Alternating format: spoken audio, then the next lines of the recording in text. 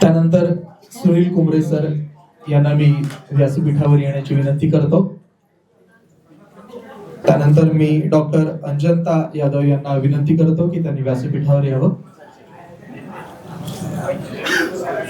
जोरदार टाळ्या झाल्या पाहिजे ताईंसाठी.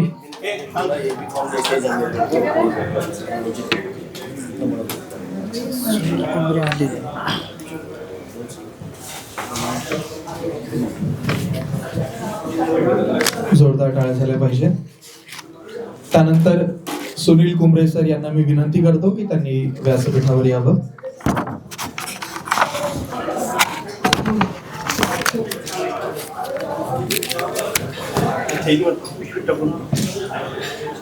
आइए सुनील जी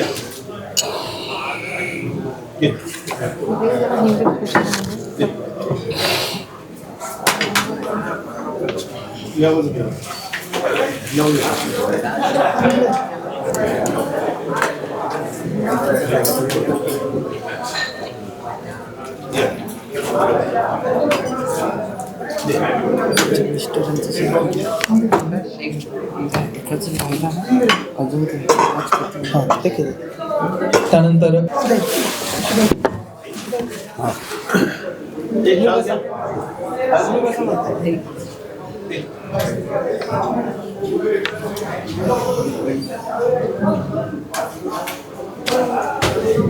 सर्व मान्यवरांचं पुन्हा एकदा स्वागत. प्रभागातली विकासाला साथ या विषयावरती आज आपण हा परिसंवाद इथे करतो.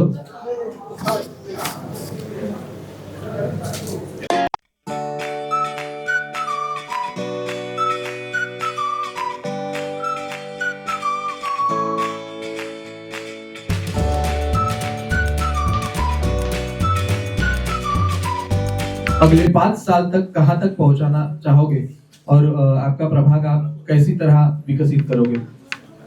मैडम. सर्वप्रथम सबको महाराष्ट्र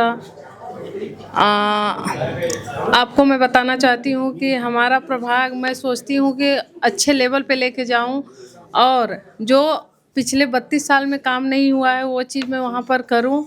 और वहाँ पर आप देखने जाएंगे तो 40,000 झोपड़पट्टियाँ हैं. उसके बाद भी वहाँ पर कोई काम नहीं हुआ है और हमें ऐसा लगता है कि हमारे आने के बाद 40,000 झोपड़पट्टियाँ और 15 से 20,000 लोग वहाँ पर रहते हैं. उनको लाइट की प्रॉब्लम है. इतने सालों से लाइट भी नहीं वहाँ पर और रोड का भी वहाँ पर प्रॉब्लम है, रास्ता नहीं है. वो चीज़ वहाँ पर करने की ज़रूरत है. और उसके बाद महिलाओं की प्रॉब्लम है. और आरोग्य देखने जाएंगे तो वहाँ पर कोई आरोग्य की भी सुविधा नहीं, शिक्षा की भी कोई सुविधा नहीं है. तो वो चीज़ हमें वहाँ पर करना है जो चीज़ 32 साल में नहीं हुआ है. और वहाँ पर नगर सेवक होने के बाद भी जो काम नहीं हुआ है वो मैं करना चाहूँगी. अभी आप देखे रहेंगे फेसबुक के माध्यम से या पेपर के माध्यम से देखना चाहेंगे अगर आप तो डंपिंग का काम वहाँ पर बहुत ज़्यादा है, इलीगल काम वहाँ पर बहुत ज़्यादा है. और ये जब से मैं जीत के आई हूँ डंपिंग का काम बहुत ज़्यादा था. तो इसके लिए वहाँ पर लोगों का कंप्लेन भी आता था कि जो बुजुर्ग लोग हैं वहाँ पर और बच्चे हैं उनके सांस की प्रॉब्लम है. और उसके बाद में वहाँ पर जो महिलाएं काम करती हैं उनको भी प्रॉब्लम है. तो हमें ये चीज़ वहाँ पर करना है. डंपिंग का काम के लिए हमने कितने 50 लेटर लिखे. जब नहीं थे नगर सेवक उसके पहला हम लोग ने लेटर लिखा. वहाँ पर काम नहीं हो पाया. तो अभी नगर सेवक होने के बाद हमने वो चीज़ बंद कराया है. हफ्ता 10 दिन हो गया डंपिंग का काम बंद हुआ. तो सबको अभी आराम है. और आगे मैं बताना चाहूँगी कि वहाँ पर गार्डन है, 11 गार्डन है. तो वहाँ पर ना वहाँ पर बेंचेस है, ना चेयर है, ना झूले हैं बच्चों को खेलने के लिए. तो वो चीज़ मैं बीएमसी में अभी कंप्लेंट डालने वाली हूँ. वो चीज़ हमें लाकर उपलब्ध कराइए. वहाँ पर सीनियर सिटीजन जब आते हैं बैठने के लिए तो उनको बैठने को जगह नहीं है. वो चीज़ हमें करना है. अभी जल्द में ही न्यूज़पेपर में आया है कि फटाफट ये चीज़ हमने करके दिया है। अभी इलेक्शन से ज़्यादा दिन नहीं हुए हैं तो काम भी एकदम फास्ट नहीं हो पा रहा है, लेकिन हम कोशिश करेंगे कि हम फटाफट वहाँ पर काम करें। और आशी कॉलोनी में देखने जाएंगे, हमारा जो वार्ड नंबर 1 है धईसर, वहाँ पर आईसी कॉलोनी में देखने जाएंगे तो इलीगल पार्किंग, अभी सर ने बताया वहाँ पर इलीगल पार्किंग और डबल पार्किंग होता है, तो चीज़ का भी हमने कंप्लेन किया था, लेकिन वो लोग लगाते जाते हैं, हम लोग फाइन मारते जाते हैं, लेकिन वो हमें रेगुलर बंद कराना ही है, कंटिन्यू नहीं रखना है, क्योंकि वहाँ पर रोज़ का सबका प्रॉब्लम है। अभी हम कराएंगे, लोगों को लगेगा शोबाजी करने आते हैं, तो वो फटाफट अभी ऐसे नहीं मानेंगे, तो हमें ये चीज़ हाउस में रखनी पड़ेगी कि नहीं, इसको कैसा भी करके बीएमसी को बोलेंगे तो बीएमसी बोलेगा ऑफिसर का या पुलिस ऑफिसर का काम है, पुलिस को बोलेंगे तो पुलिस बोलेगा तहसीलदार का काम है, तो ये ऐसा सब नहीं चलेगा। अभी कैसा, जब मजबूत आदमी आता है तो काम करने का थोड़ा अलग तरीका होना चाहिए। वहाँ पर लोगों को ये होना चाहिए कि हमने अच्छे आदमी को लाया है यहाँ पर, तो कहाँ से काम रुक रहा है वो चीज़ हमें देख के फटाफट आगे बढ़ाना है। और गणपत पाटिल नगर में देखने जाएंगे तो वहाँ पर बहुत बड़ी स्लम एरिया है, जो स्लम नहीं हो पा रहा है। वहाँ हमारे एकनाथ शिंदे साहब आए थे, तो हमें वादा करके गए कि इसको हम स्लम करा के देंगे। अगर जब वो एरिया स्लम हो जाएगा तो हम लोगों को रास्ता, रोड, गटर हर चीज़ दे पाएंगे और काम भी आसान हो जाएगा हमारे लिए। और बाकी का जो महिलाओं का प्रॉब्लम है, उनको काम नहीं, वहाँ पर छोटी छोटी चीज़ें करके वो लोग अपना घर चला रही, तो वो चीज़ हमें बचत घट के माध्यम से करके हम महिलाओं को देना है। और उससे ज़्यादा क्या कर सकते हैं वो अभी हम विचार करते हुए आगे ये चीज़ लेके बढ़ेंगे। अभी नए नए बन के आए हैं तो थोड़ा काम समझने में भी समय लगता है।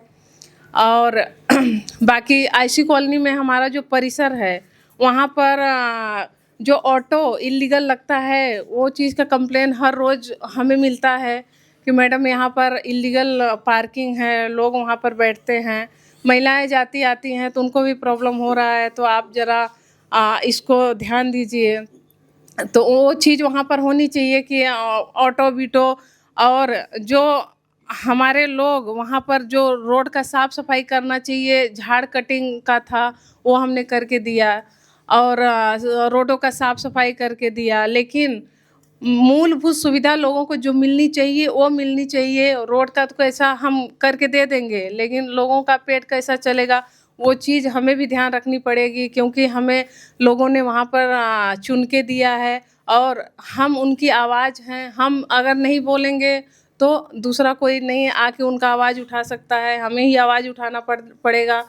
अब चाहे लेटर पे मैं उठाऊं या हाउस में उठाना तो हमें है, लेकिन कैसा है वहाँ पर लोग जो असुविधा महसूस कर रहे हैं वो चीज़ सुविधा हमें वहाँ पर देना है।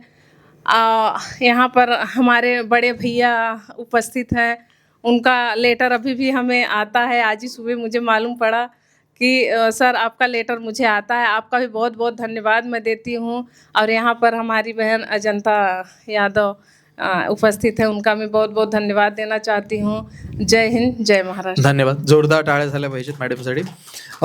मगाच्या 2 सत्रांमध्ये जर आपण बघितलं असेल, आपण इथे मगापासून आहात, तर समस्यांवरती, म्हणजे मुंबई हे असं शहर आहे जिथे समस्यांची कमी नाहीये. आणि नवनिर्वाचित असो किंवा जुना नगरसेवक कुणी असो, माझी आजी असो किंवा माझी असो, प्रत्येक नगरसेवकाला काम करण्याची खूप संधी आहे, किंबहुना खूप वाव आहे. अशा वेळी आपल्या प्रभागामधली अशी कुठली समस्या आहे जी सगळ्यात पहिली आपल्याला हाताशी घेऊन ती सोडवावीशी वाटली? काय सांगाल आपण? सर्वात प्रथम मी मुंबई मित्र द्वारा आयोजित आमचे आदरणीय अभिजितजीचा खूप खूप अभिनंदन करते. सगळ्यांचा खूप खूप आभार. आपण इथे बोलवलं, मानसन्मान दिल्याबद्दल मी सगळ्यांची खूप खूप आभारी आहे. आणि आज आपल्याला एक चांगली संधी भेटली आहे आपले विचार मांडायची. खूप चांगली गोष्ट आहे. आणि माझं विभाग वॉर्ड क्रमांक 28 आहे आणि ते 100% स्लम एरिया आहे. आणि त्या स्लम एरियामध्ये आपण सगळ्यांना माहिती आहे की मूलभूत सुविधा आपल्याला कशी द्यावी लागते. त्याच्यामध्ये खूप प्रॉब्लेम्स असतात आणि मी माझे हनुमाननगरचे सगळे जनताची खूप आभारी आहे, कारण मला 2007ला निवडून दिलं, त्याचप्रमाणे 2012ला निवडून दिलं, त्याचप्रमाणे माझे आदरणीय पतिदेव राजपती यादवजीला 2017ला निवडून देणं आणि त्याच्यानंतर आता 2026ला निवडून देणं. आणि हा 2026चं जे निवडून द्यायची जे संधी मला भेटली आहे, मी मनपूर्वक माझे विभागाची खूप आभारी आहे, कारण 5.5 वर्ष आपल्याकडे नगरसेवकच नव्हता आणि त्याप्रमाणे एक मोठा गॅप होता आणि त्या गॅपमध्ये आपण त्या लोकांच्या नसताना आपण खूप सेवा केली आहे आणि आज त्याची संधी आम्हाला भेटली आणि त्याच्यामध्ये आपल्याला आणखीन दुप्पट काम करायचं आहे आणि खूप जोरात आणि खूप गतीमध्ये काम करायचं आहे, हे महत्त्वाची गोष्ट आहे. आणि भाऊ आपल्यासमोर उभे आहेत, भाऊला माहिती आहे की आकुर्ली रोड हा कसला विषय आहे, त्यांचाही संबंधित हा विषय आहे आणि त्यांना माहिती आहे की सर्वात प्रथम आपल्याला येणं आणि स्टेशनवरून आपल्याकडे हनुमाननगरला पोचणं आणि लोखंडवाला पोचणं हेच मोठी आपल्याला एक चॅलेंज आहे, कारण आपल्याला रिक्षा भेटत नाही. तर ते जी सुविधा आमच्या लोकांना भेटत नाही, कारण ट्रेनमधून ट्रॅव्हल करताना मुंबईतून आपण कांदिवलीला 1-1.5 तासमध्ये पोचतो, पण ट्रॅफिकच्या समस्यामुळे आमच्याकडे ट्रॅफिकची कंजेशनमुळे ते आपल्याला आपल्या डेस्टिनेशनला पोचायला कमीत कमी 45 मिनिट्स लागतं, कारण ते 15-20 मिनटाचं डिस्टन्स आहे, पण तरी खूप वेळ लागतं. तर सर्वात प्रथम मी एवढं सांगू इच्छिते की 2012ला जेव्हा मी निवडून गेली तेव्हा मी सर्वात प्रथम ट्रॅफिक हा समस्या अकुर्ली रोडवर जे होती आणि आमच्या कांदिवली ईस्टचे सगळ्यांना ते जे प्रॉब्लेम्स फेस करावे लागले, त्यासाठी मी इनिशिएटिव्ह घेतलं आणि आपण महिंद्रा अँड महिंद्रा कंपनीच्या आतमध्ये एक DP रोड होता. आपल्या DP प्लॅनमध्ये 1960 पासून महिंद्रा कंपनी ते DP रोडवर त्यांची कंपनी उभी केली होती आणि ते कंपन्या चालू होत्या. त्या एक मोठं आपल्याला एक दुसरा रस्ता आपल्याला होता, कारण आपल्याकडे कांदिवली स्टेशन ते हनुमाननगर आणि लोखंडवालापर्यंत आपल्याकडे एकमेव अकुर्ली रोड आहे आणि दुसरं काहीच नाही आहे. त्याच्यामध्ये जे कंजेशन आहे ते बॉटलनेक प्रॉब्लेम्स आहेत. त्यामुळे आपण हा विचार केला की एक आणखीन रस्ता जर आपल्याला भेटला तर ट्रॅफिकची समस्या आपल्या ॲटलिस्ट 10 to 20% कमी होणार. आणि त्याचप्रमाणे आम्ही 2012 ते 2017मध्ये हे 5 वर्षामध्ये आम्ही Mahendra road to Thakur village हा DP रोडवर जे काय इलिगल स्ट्रक्चर्स होते किंवा जे कंपन्या होत्या महिंद्रा अँड महिंद्रा कंपनीला आपण खूप पाठपुरावा केलं आणि त्यांचाही आपल्याला खूप चांगली आपल्याला सहभाग भेटलं. त्याचप्रमाणे जे त्याच्या पुढचं जे भाग होता 250 मीटर्सचं ते सिंग इस्टेट म्हणून एक आपल्याकडे एस्टेट आहे ठाकूर कॉलेजच्या समोर आणि ते पूर्ण प्रॉपर्टी ते होती ते फॉरेस्ट लँडमध्ये होती आणि आपल्याला एक बाब करायची होती की ते फॉरेस्ट लँड प्रॉपर्टी कार्ड म्हणून डिलीट करून मग त्या स्ट्रक्चर्स जे आपल्या DP रोडला येत होते त्याला PAPs देण्याची संधी महापालिका देत होती. तर पहिला आपल्याला ते फॉरेस्ट प्रॉपर्टी कार्ड म्हणून डिलीट करायचा जे प्रोसेस होता त्यासाठी भरपूर मेहनत करून आपण 2012 आणि 2017च्या कालावधीमध्ये मी आपले महिंद्रा कंपनी लोखंडवाला सेवा मंदिर पासून ठाकूर विलेज अतिरिक्त आयुक्त ऑफिसपर्यंत आम्ही पूर्ण रोड अतिक्रमण आणि इलिगल स्ट्रक्चर्स सगळं काढून आम्ही महापालिकेला ते रोड हँडओव्हर केलं, कारण ते DP रोड महापालिकेचा रस्ता होता, लोकांचा रस्ता होता, त्यामुळे ते हँडओव्हर करणं गरजेचं होतं. आणि महिंद्रा अँड महिंद्रा कंपनीने आपले स्ट्रक्चर्स तिथून काढले आणि आपला फर्स्ट हाफ भेटला. आणि जे लास्ट हाफ होता त्याच्यामध्ये ट्रान्झिट कॅम्प होती, तिकडे कन्स्ट्रक्शन वर्क चालताना ट्रान्झिट कॅम्प होती आणि तेही आपण काढून घेतली. आणि ते मधला भाग होता ते सिंग इस्टेट होता. आणि ते रोड आता पण आपण बघितलं की 2017 पर्यंत जे आम्ही काम केलं ते रोड 2017लाच आम्ही उभं केलं माझं लास्ट टर्ममध्ये. आणि ते रोड आपला तयार आहे, पण ते सिंग इस्टेटचा एक मधला भाग आहे त्याच्यामध्ये आत्ता एवढं 11 वर्ष झाले नगरसेवक आम्ही त्या विभागाचे नव्हते. आणि ते डिफरन्स आपण बघितलं की जेव्हा आपण नगरसेवक होते 5 वर्षात आम्ही महिंद्रा अँड महिंद्रा कंपनीकडून रस्ता घेतलं, हँडओव्हर केलं, फॉरेस्ट डिलीट केली, ट्रान्झिट कॅम्प काढलं. That was in the 5 years era. But त्याच्यानंतर जेव्हा दुसरे नगरसेवक आले, दुसरे पार्टीचे आले, ते आपण बघितलं की 11 वर्ष काहीच झालं नाही. आणि पुन्हा आता लोकांनी जेव्हा संधी दिली आहे, मी एवढंच तेच बोलू इच्छिते की त्या बॉटल नेक आणि जे सिंगल स्टेटमधले जे PAPs आहेत त्यांना लवकरात आपण शिफ्ट करावी, कारण ट्रॅफिकची समस्या भावना पण माहिती आहे की ते कमी कधी होणार जेव्हा आपल्याला एक रस्ता प्रॉपर भेटणार आणि त्याच्यावर 4 व्हीलर्स आणि 2 व्हीलर्स जायची आपल्याला संधी भेटेल. तर आमचा हा एक संकल्प आहे आणि मला वाटते भाऊ पण आम्हाला हेल्प करतील. आणि मी तेच बोलू इच्छिते की ते रिक्षाची प्रॉब्लेम जी लोकांना फेस होत आहे, जे आपल्याला स्टेशनवरून ह्यापर्यंत आपल्याला काही सुविधा भेटत नाही, त्याच्यामध्ये पण आम्ही सगळे एकत्र काम करूया. दॅट इज आवर फर्स्ट लक्ष. आणि since I am a doctor, माझं लक्ष आरोग्यावर खूप गरजेचं असलं पाहिजे आणि ते आहेच. आणि आम्ही बघितलं की आपला दवाखाना प्रत्येक विभागाला उभारण्यात आला आहे, पण ते आपल्या दवाखान्यामध्ये जे सुविधा डॉक्टर आणि जे सुविधा आपल्याला औषध आणि जे सुविधा आपल्याला ब्लड टेस्ट फ्री भेटला पाहिजे ते गरजेचं आहे आणि ते भेटत नाही. त्याचप्रमाणे KEM हॉस्पिटल बघा, नायर हॉस्पिटल बघा, JJ हॉस्पिटल बघा, सायन ऑफकोर्स JJ आपल्या गव्हर्नमेंटचे आहेत, पण ते आपले म्युन्सिपल कॉर्पोरेशनचे छोटे छोटे जे हॉस्पिटल्स आहेत, doctor Babasaheb Ambedkar peripheral hospitals, doctor Govindnagar hospital, त्याचप्रमाणे जे 12 पेरिफरल हॉस्पिटल्स आहेत, ह्याच्यामध्ये मूलभूत सुविधा जे पेशंट्सला भेटलं पाहिजे ते अजिबात भेटत नाही. आणि ते आमचं आंदोलनच राहील. कारण आम्ही कालची गोष्ट सांगते, मी काल एक पेशंटसाठी रात्री 11 ते सकाळी 5 पर्यंत त्याच्याबरोबर होती, माझ्याकडे फोटोसुद्धा आहे. कसा प्रकार आणि ट्रोमा हॉस्पिटलमध्ये आपल्याला पेशंटला 2-2.5 तास एक ड्राउझी आणि अनकॉन्शियस पेशंटला बाहेर ठेवण्यात आलं आणि त्याला काहीच ट्रीटमेंट दिलं नाही. जोपर्यंत 11 वाजता मी पोचले नाही, पेशंट 7:30 वाजता तिथे आलेला होता.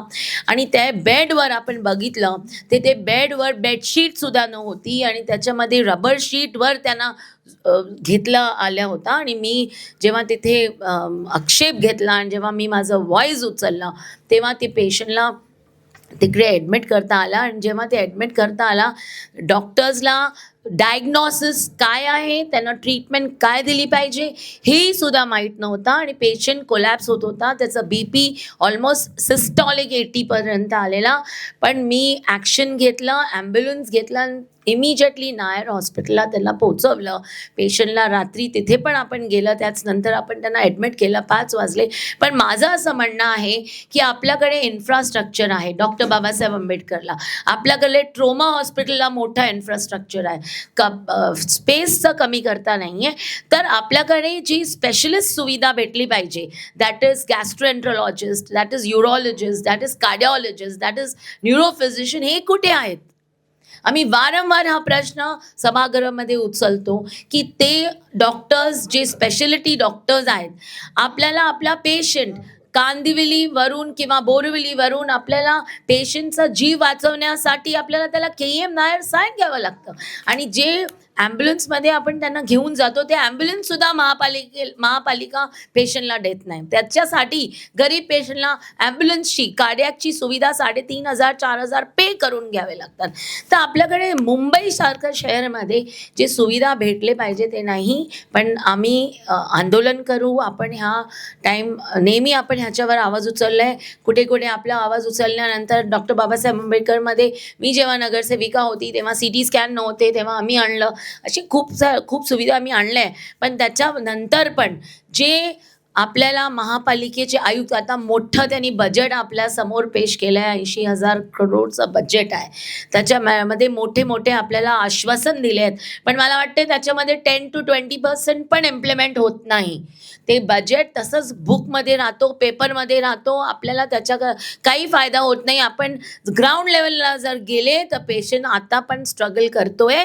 एवढी मोठी महापालिका मुंबईची आणि एवढे हॉस्पिटल्स असून सुद्धा गावी, मला वाटते गावीची सुविधा इम्प्रूव्ह झाले असतील, पण मुंबईमध्ये जी सुविधा, आता कालची गोष्ट मी तुम्हाला फ्रेश सांगते की एक पेशंटचा जीव वाचवण्यासाठी अक्षरशः स्ट्रगल रिलेटिव्सला करावा लागला. आम्ही पोचल्यावर आम्ही त्यांना सुविधा देऊ शकले, पण दॅट इज सगळे पेशंटला आपण कसं देणार? म्हणून महापालिकाचे आयुक्त, महापालिकाचे अतिरिक्त आयुक्त, महापालिकाचे जे ॲडमिनिस्ट्रेशन आहेत आणि जे नियुक्ती करतात ते डॉक्टर्स, जे मेडिकल सुप्रिटेंडंट्स, ह्यांची जी जबाबदारी आहे ते पार होत नाही.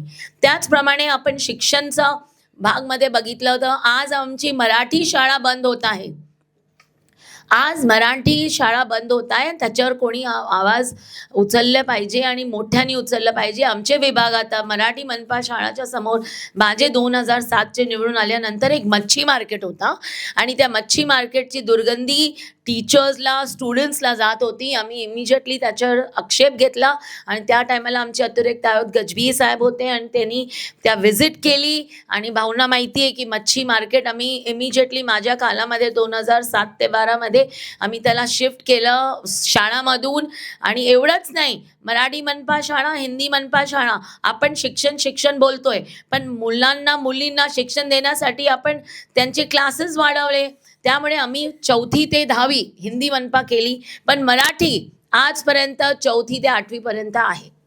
आपण मराठी माणसामध्ये महाराष्ट्रामध्ये राहिल्यानंतर पण आपण आपल्या मुलांना 9वी आणि 10वीची जे त्यांचं शिक्षण आहे ते आम्ही स्लममध्ये, जे हनुमान नगर स्लममध्ये, तिथे देऊ शकत नाही. आणि त्याच्यामध्ये त्यांना बिचारी मुलींना कमीत 1-1.5 किलोमीटर स्टेशनपर्यंत जावं लागतं. त्यामुळे आम्ही ह्या मुद्द्याला खूप जोरात घेणार आहे. मराठी मनपा शाळाला आमच्या विभागात तर बंद होऊन देणार नाही आणि त्याच्यावर जे काम करायचं आहे 9वी 10वीचं चालू करायचं, आम्ही ह्याच वर्षी 8वी ते 9वी करूया आणि पुढच्या वर्षी 10वी करूया, कारण खूप गरजेचं आहे. महाराष्ट्रामध्ये आपल्याला मराठी भाषा जे आम्ही सगळे त्याच्यासाठी खूप पुढाकार घेत आहे. त्याच्यावर आम्ही खूप मेहनत करून त्यातही सुद्धा शिक्षण आमचं असं म्हणणं आहे की 10वीपर्यंत नाही, आपला प्रत्येक विभागाला मुलांना 12वीपर्यंत ज्युनियर कॉलेजची सुविधा भेटली पाहिजे आणि हे आमचं लक्ष राहील. आणि त्याच्यावर माझा विभागात शिक्षाच्या फील्डमध्ये आम्ही ते प्रत्येक आमच्याकडे 2 मनपा शाळा आहेत आणि CBSE पॅटर्नमध्ये एक खूप वेळा आश्वासन दिले गेले आहेत की 24 तास पाणी भेटणार स्लममध्ये, पण आजपर्यंत 24 तास काय 2 तास पण पूर्ण भेटत नाही. आणि कंटॅमिनेशनची मोठी गोष्ट आहे की आपल्याला घाण पाणी असतं, टॉयलेटचं पाणी असतं आणि जिथे जिथे आपल्याला टॉयलेट्स आहे, सार्वजनिक टॉयलेट्ससुद्धा आपण बघितलं की सिवर लाईनमध्ये जोडले गेले नाही आहेत, ओपन गटरमध्ये टाकलेले आहेत. त्याच्यामध्ये दुर्गंधी पसरते आहे, त्याच्यामध्ये आरोग्याचे खूप प्रॉब्लेम्स क्रिएट होतात आहेत. तर हे सगळे जे आपले लोक आहेत, जे रहिवासी आहेत, ज्यांनी जे आपल्याला खूप मेहनत करून आणि आपल्याकडे लक्ष देऊन पुन्हा एकदा निवडून दिलेली आहे, आमचं लक्ष माझा विभाग हनुमाननगर त्याला पुढे आणण्यासाठी ट्रॅफिक, आरोग्याच्या दृष्टीने, शिक्षणाच्या दृष्टीने, त्याचप्रमाणे कचरा, त्याचप्रमाणे सिवर लाईन, घर टॉयलेट्स जे ऑलरेडी प्रकल्प मी 2012 आणि 17मध्ये चालू केलेलं होतं की घर टॉयलेट असलं पाहिजे, त्यात सिवर लाईन, त्याची पूर्ण प्लॅनिंग करून आपण आमचा विभाग स्वच्छ आणि सुंदर आणि शिक्षित आणि आरोग्याच्या दृष्टीने खूप चांगलं प्रतिनिधी त्यांना फॅसिलिटी, आपल्या दवाखान्यामध्ये डॉक्टर्स जे सकाळी आले पाहिजे, जे दुपारी येतात 3 वाजता ते सकाळी आले पाहिजे 9 वाजता, औषधे भेटली पाहिजे 15-15 दिवसाची. आता ते औषध 2-2, 3-3 कापून देतात, 2-3 पॅरासिटामॉल हातात देतात. त्याच्याने काय होणार आहे? आजार पण थोडी ना कमी होणार. ब्लड प्रेशरची औषध त्यांनी दिली पाहिजे 15-20 दिवसाची, डायबिटीजची दिली पाहिजे. हे सगळे जे सुविधा पेशंट्स सफर करतात, लोक एवढं मोठं बजेट असून सुद्धा आमचे पेशंट्सला प्रॉपर सुविधा भेटत नाही. तर आमचं लक्ष ह्यांना प्रॉपर सुविधासाठी जे काय करावी लागेल आम्ही करणार. आणि पुन्हा एकदा मी सगळ्यांचं मनपूर्वक आभार मानते, धन्यवाद मानते, भाऊंचं धन्यवाद मानते. आणि आपण मला बोलवलं सर, मान सन्मान दिल्याबद्दल मी मनपूर्वक आभारी आहे. जय हिंद, जय महाराष्ट्र. पुढचा प्रश्न सुनील सरांसाठी की आता नगरसेवकांनी वेगवेगळ्या पद्धतीच्या समस्या इथे मांडलेल्या आहेत. समस्या त्यांच्या स्वतःच्याही प्रभागातल्या ज्या काही समस्या आहेत, आपल्याला अशा कोणत्या पद्धतीच्या समस्या आपल्या प्रभागात जिथे आपण कार्यरत आहात तिथे भेडसावत आहेत, किंबहुना त्या कशा पद्धतीने सोडवल्या जाऊ शकतात हे आपण सांगितलं तर?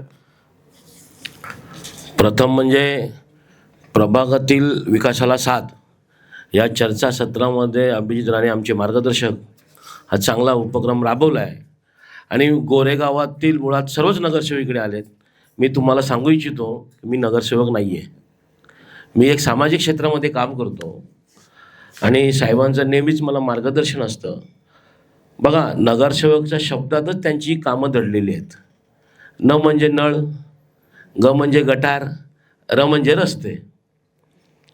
याच्या व्यतिरिक्त शालेय शिक्षण आहे, आरोग्य आहे, हे त्यांना करायचंच आहे, हे त्यांचं आद्य कर्तव्यच आहे. पण मुंबईसारख्या शहरामध्ये आपण ट्रॅफिकची समस्या बघा. मी आरे कॉलनीत राहतो. मगाशी सांगितलं पंकज सरांनी की पालघरमधून गार्गी प्रकल्प येणार आहे पाण्याचा साठा वाढवण्यासाठी. मुळात म्हणजे पाण्याचा साठवण्यावर त्याचं स्रोत काय आहे पाण्याचं हेच काही कळत नाही आम्हाला. पाणी आणणार कुठून? तुम्ही प्रकल्प मोठमोठे राबवणार, पण पाणी येण्यासाठी त्याला कुठेतरी स्रोत पाहिजे का नाही? मुळात म्हणजे ट्रॅफिकची समस्या आहे.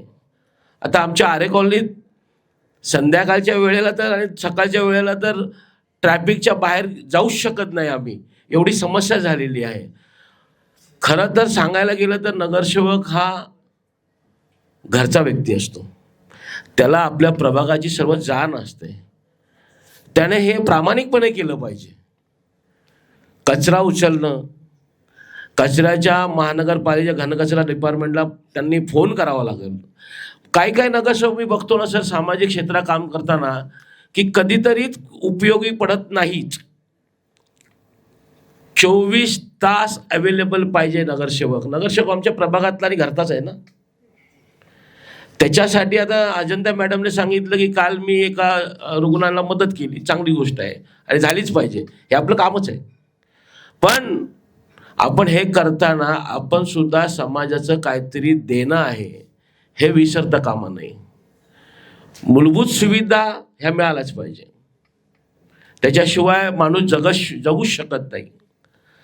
आता तुम्हाला एक साधं सुद्धा लॉजिक देतो. आमच्या आरे कॉलनीतलं आमचे नगरसेवक जितेंद्र वळवी सांगून गेले, 2016ला आरे कॉलनीत इको सेन्सिटिव्ह झोनचा GR लागू झाला. त्यामुळे आरे कॉलनी ही अशी अवस्था झालेली आहे की तिथे विकास शून्य आहे. प्रोजेक्ट मोठमोठे आलेत पण विकास शून्य आहेत. पण आता मी तुम्हाला ठामपणे सांगू शकतो की कालच सन्माननीय प्रभू साहेबांनी आणि आमदार बाळानर साहेबांनी फॉरेस्टच्या संदर्भात विधानसभेत प्रश्न मांडला, आरोग्याचा असो किंवा मूलभूत सुविधा असो किंवा पाण्याचा असो. कारण फॉरेस्ट ही NOC देतच नाही. दुसरी गोष्ट म्हणजे मी तुम्हाला सांगू इच्छितो की नॅशनल पार्कमध्ये आता तो सर्वे चाललेला आहे, त्यात अनधिकृत झोपडपट्ट्यांना सांगितलेलं आहे. पण तिकडच्या त्या पाटील मॅडम आहेत फॉरेस्टच्या, त्यांनी तर सरसकट आमच्या आदिवासी बांधवांना सुद्धा नोटीस देऊन टाकल्यात, तुम्ही सुद्धा अतिक्रमित आहात. म्हणजे विचार करा की प्रशासन कुठल्या पातळीवर चाललेलं आहे. मुळात म्हणजे जंगल राखण्याचं काम आदिवासी बांधव करतो. मी सुद्धा आदिवासी बांधवच आहोत, मी सुद्धा त्या समाजाचा आहे. पिढ्यानपिढ्या 50-60 वर्षापासून ती लोक तिथे राहतात, वास्तवच आहे. त्यांना तुम्ही सुद्धा अतिक्रमत घोषित करताय, हे कुठेतरी शासनाचं दुर्लक्ष आमच्या आदिवासी बांधवांवर आहे आणि समाजावर आहे असं मला ठाम वाटतं. आता 28 तारखेची लास्ट होती त्यांची सर्वे अर्ज करायची नॅशनल पार्कची, ते आता 15 दिवस वाढवली. पण प्रशासन काय साध्य करणार आहे? महानगरपालिकेचे आमच्या समाजावर मोठा अन्याय झाला, कारण महापौर हा आमचा समाजाचा झाला पाहिजे होता. महानगरपालिकेचा विषय असल्यामुळे मी सांगतो, आयत्या वेळी 3 नगरसेवकचं भांडवल बाहेर काढलं. पण जर मीडियाने सुद्धा एवढी गाजावाजा केली की नगरसेवक ह्यावेळी अनुसूचित जमातीचाच होणार आहे, कुठेतरी आमच्या समाजावर अन्याय होतो. आता मी मूळ विषयावर येतो, प्रभागातील विकास. विकास काय झाला हो मुंबईचा? काहीच नाही झाला. माझ्या म्हणण्याप्रमाणे तर काहीच विकास नाही झाला. अजूनही तीच पाण्याची समस्या आहे, अजूनही तीच ट्रॅफिकची समस्या आहे, अजूनही आरोग्याची तीच समस्या आहे, अजूनही मूलभूत सुविधा टेंडरच निघत नाही. महानगरपालिकेची कामाची दर्जा बघा तुम्ही, टेंडर काढतात लाखोचा आणि काम होतात 20 ते 30%. मग त्या दर्जाहीन कार्यक्रम महानगरपालिकेच्या माध्यमातून चालत असतो. त्याच्यासाठी कुठेतरी या नगरसेवकांनी एक संघटित येऊन कामाच्या दर्जा सुधारला पाहिजे.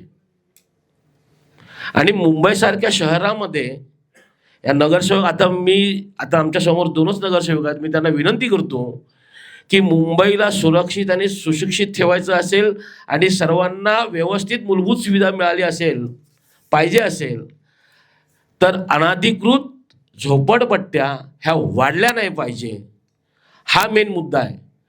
मगाशी एकाने सांगितलं की लोकसंख्या वाढत चालली, पाणी आपल्याकडे तेवढंच आहे. हे खरंच आहे ना, ते मानलंच पाहिजे आपण. पण त्या हिशोबाने अनधिकृत बांधकाम थांबवण्याचंही काम नगरसेवकांचंच आहे. काही नगरसेवक तर असं करतात की बाधा आम्ही बघतो. अशा आमच्या डोळ्यासमोर उदाहरणं आहेत.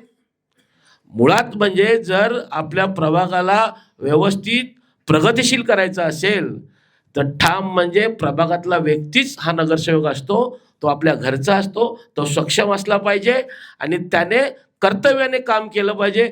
एवढंच मी बोलतो आणि मला पुन्हा एकदा राणेसाहेबांचं मनापासून आभार व्यक्त करतो की आपण मला इथे बोलवलात, तो मानसन्मान दिलात आणि माझे विचार मांडण्याचं मला वेळ दिली, त्याबद्दल तुम्हा सर्वांचे आभार.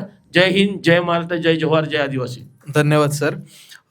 जसं ह्या परिसंवादातून सांगण्यात आलं की गटर मीटर वॉटर ह्या समस्या तर आपल्या जगण्याशी निगडीत आहेत आणि त्या नेहमीच होत राहतात. मॅडमच्या बोलण्यातून 2 मुद्दे आले, ते म्हणजे आरोग्य आणि शिक्षण. त्याचबरोबर अतिक्रमण, वाढतं अतिक्रमण असू दे, अनधिकृत बिल्डिंग असू दे, या सगळ्या समस्या मांडत असताना मॅडमने एक मुद्दा जाता जाता मांडला, तो म्हणजे मराठी शाळांचा.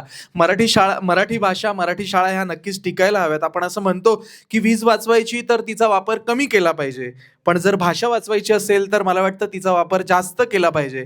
आणि जर भाषेचा वापर जास्त करायचा असेल तर कदाचित मराठी शाळा टिकवावी लागेल आणि ते टिकवणं आपल्या हातात आहे. आणि आपण ही अपेक्षा करूया की सर्व लोकप्रतिनिधींच्या माध्यमातून ते काम पूर्ततेस जाईल. आणि त्यानंतर मी सर्व मान्यवरांचे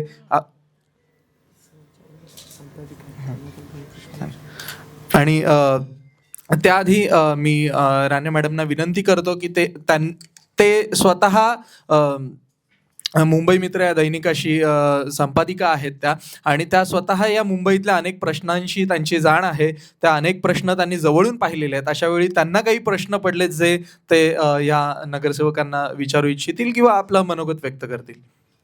हॅलो, आज आपण सगळेजण इकडे एकत्र आलेलो आहेत आणि नगरसेवक हे त्या एरियाचं प्रतिनिधित्व करत असतात. त्यावेळी त्यांच्याशी लोक संघटित होऊन त्यांना निवडून दिलेलं असल्यामुळे त्यांच्या अपेक्षाही असतात आणि अभ्यासपूर्णपणे त्यांना ते सोडवावे लागणार आहेत. आज आपण सगळेजण ह्या ठिकाणी आलेले आहेत. अभिजित राणेंनी तुम्हाला आज हा मंच उभा करून दिलेला आहे, पण तुम्ही संघटित होऊन एकमेकाशी जे प्रश्न आहेत ते सोडवणं गरजेचं आहे. त्याच्यासाठी जी मदत वगैरे लागेल ते तुम्ही हे करत जा. आणि मुंबई ही महाराष्ट्राची राजधानी आहे. देशातही, बाहेरूनच्या देशातही आजही मुंबईकडे बघण्याचा दृष्टिकोन जो आहे तो अतिशय सुंदर आहे. पण जी वाढती लोकसंख्या आहे त्याच्यामुळे वेगवेगळे प्रश्न निर्माण झालेले आहेत. तर ते प्रश्न सोडवण्यासाठी काय काय उपाययोजना शासनाकडनं पण होण्याची गरज आहे आणि तुम्ही नगरसेवक म्हणून त्याचं प्रतिनिधित्व करून ते शासनाकडून करून घेणं हे महत्त्वाचं आहे. आज तुम्ही सगळेजण त्याच्याबद्दल आभारी. धन्यवाद.